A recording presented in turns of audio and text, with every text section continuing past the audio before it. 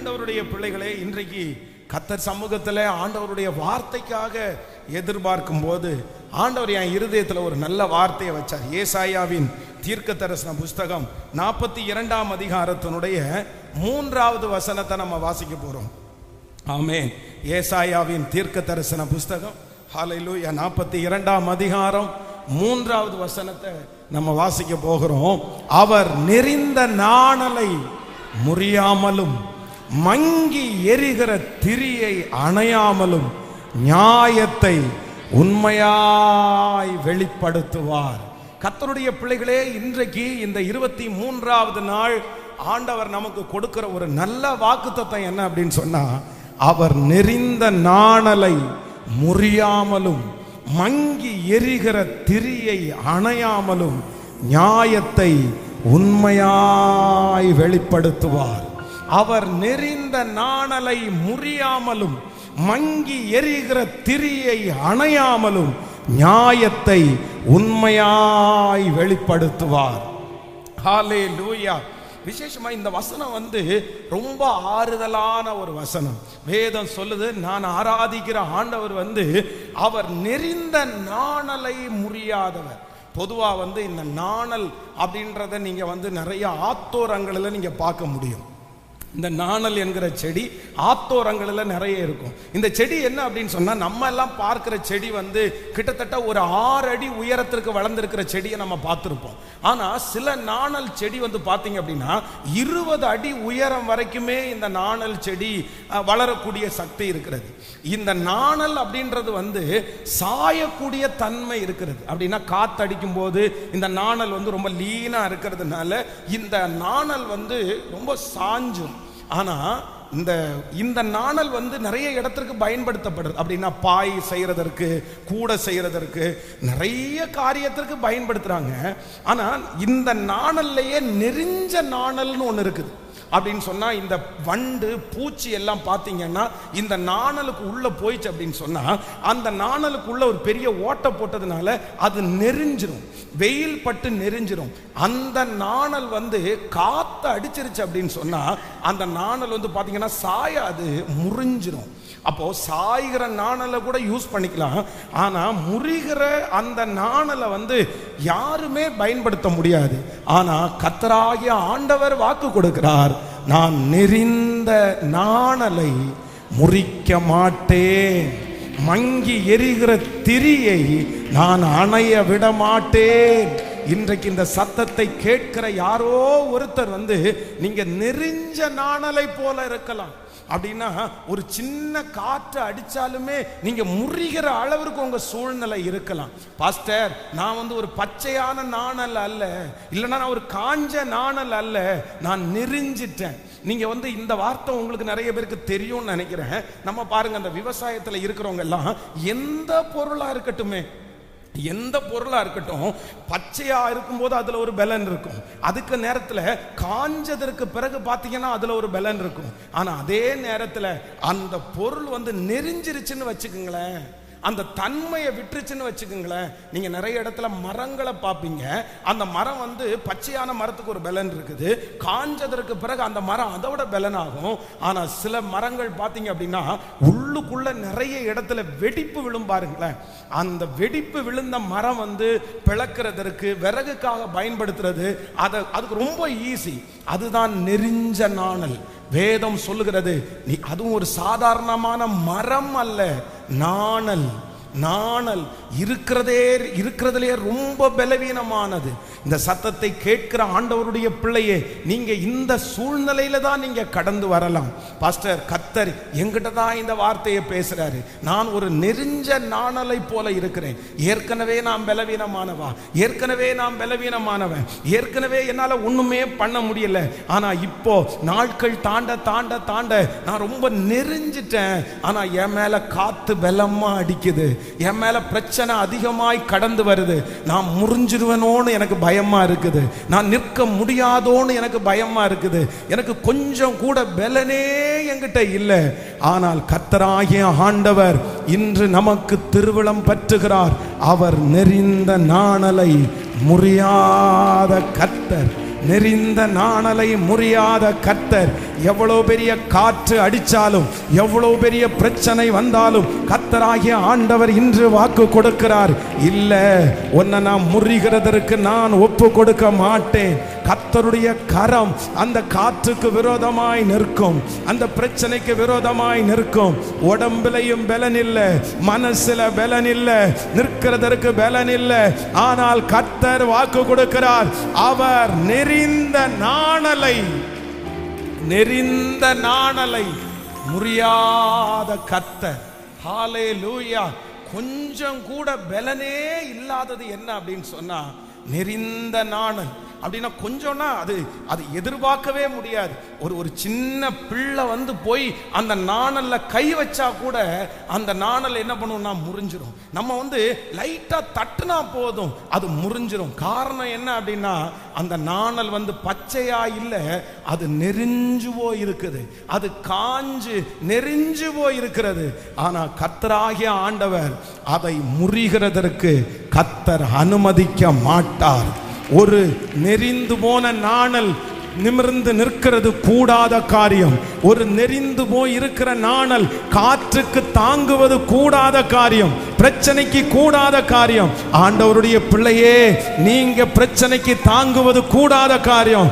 ஆனா கர்த்தர் வாக்கு கொடுக்கிறார், இந்த நெறிந்த நாணலை கொண்டு மோசே என்கிற ஒரு மிகப்பெரிய தேவனுடைய ஊழியக்காரனை நாணல் பெட்டி பாதுகாத்தது போல இந்த நாணலை கொண்டு கர்த்தர் பெரிய பெரிய ஊழியர்களை, பரிசுத்தவான்களை சுமக்கக்கூடிய பலனை கர்த்தர் தருவதற்காக எல்லாரும் கரங்களை தட்டி கர்த்தருக்கு மகிமை. ஹல்லேலூயா, ஹல்லேலூயா. அவர் நெறிந்த நாணலை முறியாமலும், அடுத்த வசனம் ரொம்ப அழகா சொல்லுது, மங்கி எரிகிற திரியை அணையாமலும் இருக்கிற கர்த்தர். தமிழ்ல வந்து பாத்தீங்க அப்படின்னு சொன்னா மங்கி எரிகிற திரின்னு தமிழ் வேதாகமத்துல கொடுக்கப்பட்டிருக்கிறது. ஆனா ஆங்கில வேதாகமத்துல நீங்க பார்த்துட்டீங்கன்னா அது அப்படி சொல்லல. என்ன அப்படின்னா இந்த நம்ம வீட்டுல பத்த வைக்கிற விளக்கு, மெழுகுவர்த்தி இதெல்லாம் கடைசி முடிஞ்சதுக்கு அப்புறம் அணைகிற டைம்ல வந்து ஒரு புகை வரும் பாருங்களேன்.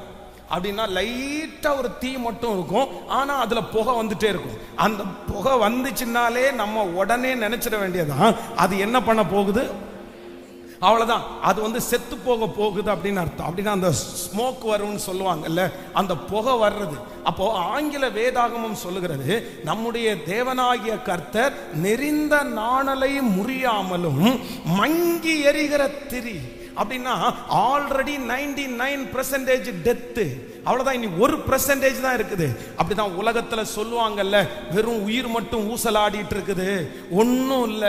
சிலர் சொல்லுவாங்கல்ல, நான் நடபணமா அடைஞ்சிட்டு இருக்கிறேன் பாஸ்டர், எல்லாம் என்ன விட்டு போயிருச்சு, இந்த உயிர் மட்டும் தான் எனக்குள்ள இருக்குது, என்னை கொண்டு ஒண்ணுமே பண்ண முடியாது. ஆனா கர்த்தர் மட்டும் இன்றைக்கு உங்களுக்கும் எனக்கும் வாக்கு கொடுக்கிறார், அவர் நெறிந்த நாணலை முறிக்க மாட்டார். மங்கி எரிகிற உங்க திரியை கர்த்தர் அணைக்க மாட்டார். இந்த பிரச்சனை உங்க திரிய அணைக்காது, உங்க விளக்க அணைக்காது. கர்த்தர் சொல்லுகிறார், இந்த விளக்க பத்த வச்சவர் கர்த்தர், இதை எரிய வச்சவர் கர்த்தர், உங்களை இந்த உலகத்திற்கு கொண்டு வந்தவர் கர்த்தர். அவருடைய அனுமதி இல்லாம கண்டிப்பாக ஓ ஹல்லேலூயா அந்த விளக்க அணைக்கவே முடியாது. காற்று பலமா அடிக்கும் போது கர்த்தர் வாக்கு கொடுக்கிறார், என் கரத்தின் நிழலினால் உன்னை நான் மூடுவேன், என் கரத்தின் நிழலினால் உன்னை நான் மூடுவேன். அந்த நெறிஞ்ச நாணலுக்கு முன்னாடி ஒருத்தர் வந்து நிற்கிறத நான் பார்க்கிறேன். அந்த மங்கி எரிஞ்சிட்டு இருக்கிற திரி பக்கத்துல வந்து ஒருத்தருடைய கை அப்படியே அணைச்சத பார்க்கிற கர்த்தர் இன்னைக்கு தீர்க்க தரிசனமா வாக்கு கொடுக்கிறாரு, இல்ல இந்த காற்று ஒன்ன அணைக்காது, இந்த பிரச்சனை ஒன்ன அணைக்காது, இந்த மனுஷன் உங்களை ஒன்றும் பண்ண முடியாது. கர்த்தர் சொல்லுகிறார், நீ கொழுந்து விட்டு எரிய போகிறாய், நீ கொழுந்து விட்டு எரிய போகிறாய். அநேகருக்கு வெளிச்சத்தை கொடுப்பதற்கு கர்த்தர் உங்களை பயன்படுத்துவேன் என்று வாக்கு கொடுக்கிறார். கரங்களை தட்டி இந்த தீர்க்க தரிசனமான வார்த்தைக்கு கரங்களை தட்டி ஹல்லேலூயா நன்றி நன்றி நன்றி நன்றி. பெரியவர் பெரியவர் பெரியவர். ஹalleluya. ஆமென். நெறிந்த நாணலை முறியாமலும் மங்கி எரிகிற திரியை அணையாமலும் இருக்கிற கர்த்தர்.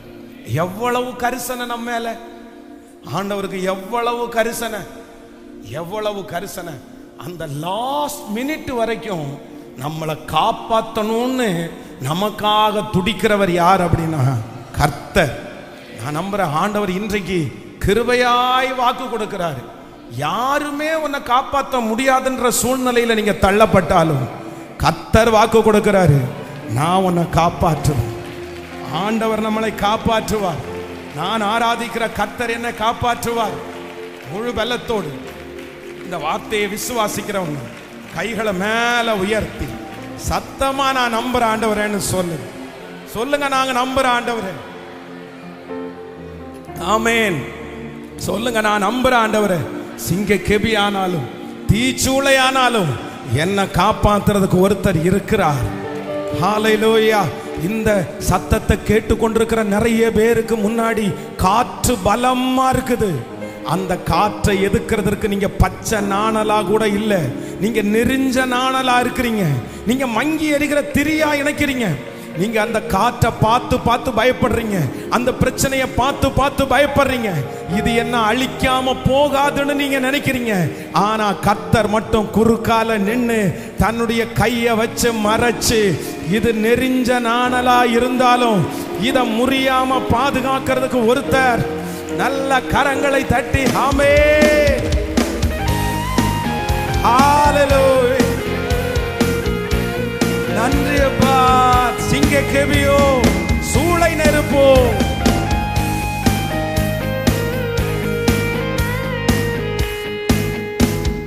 சிங்க கெபியோ இயேசு என்னை காத்திடுவார். பாடும் சிங்க கெபியோ சூளை நெருப்போ இயேசு என்னை காத்திடுவார். சொல்லுவோம், அவரே என்னை காண்பவர், அவரே என்னை காப்பவர். இயேசுவே என்னை காண்பவர், இயேசுவே என்னை காப்பவர். சிங்க கெபியோ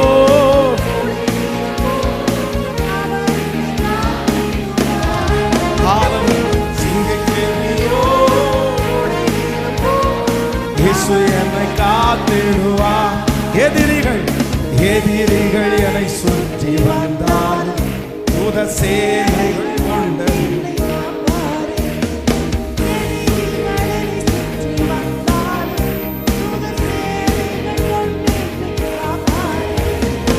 ஆவியினால் யுத்தம் வெல்வேனே. இயேசுவே ஆவியினால் யுத்தம், சாத்தானை சமுத்திரம் இழுங்குமே. அவரே இயேசுவே. சொல்லுவோம், இயேசுவே என்னை காண்பவர், இயேசுவே என்னை காப்பவர். சிங்க கெபியோ சூளை நெருப்போ இயேசு என்னை காத்திடுவார். சொல்லுவோம், இயேசு என்னை காத்திடுவார். சொல்லுங்க, ராஜ்யம் எனக்குள்ளே வந்ததா சூழ்ச்சிகளை